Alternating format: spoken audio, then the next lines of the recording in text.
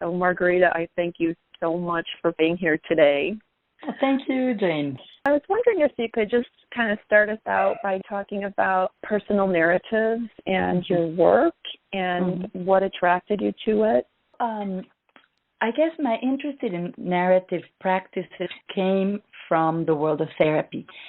Nowadays, it's broadened and it's not just about therapy. We speak about narrative practices because there's ways of working that can be used in therapy, but also in coaching, in consulting, even in education.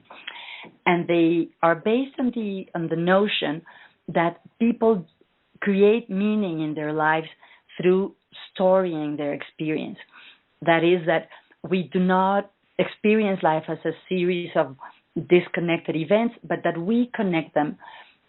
So they are like a story in the sense that they're events that are linked over time. There's beginnings, there's climaxes, anticlimaxes, conclusions, developments.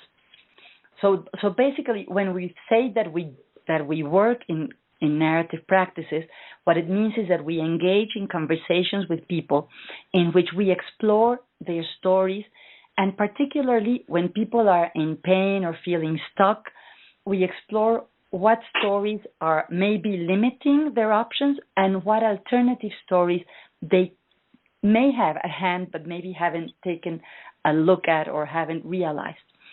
So basically it's a way of inquiry, a way of conversing, of asking questions that helps people thicken the plots of their lives or weave dense or richer stories with their experiences.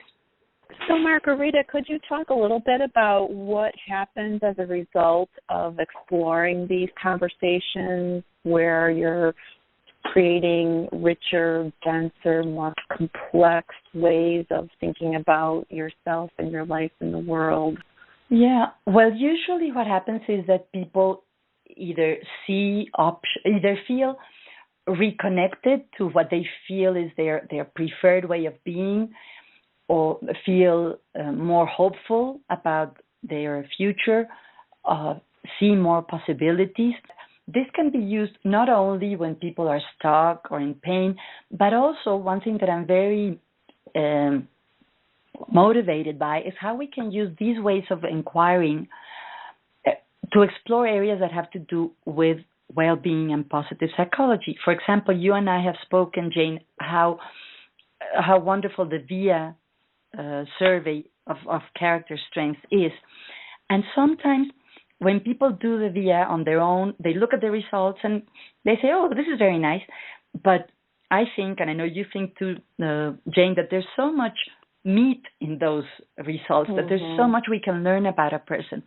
So one exercise that I really like to do is to take somebody's main strength and ask about them in a way that elicits narration to make that strength become more evident for the person.